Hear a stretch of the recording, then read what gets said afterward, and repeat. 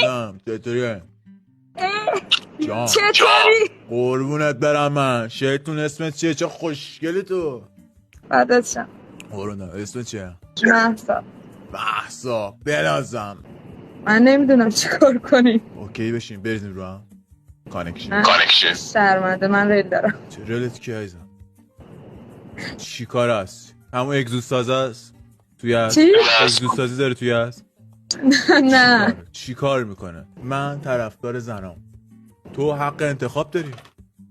من نمیگم این آقا چیزی کم داره. من نمیگم خدایی نکرده مثلا این آقا تو خونش از اینا نیست، ممکنه مثلا از اینا تو خونش نباشه، اینا اصلا چیزای مهمی نیست توی رابطه و زندگی.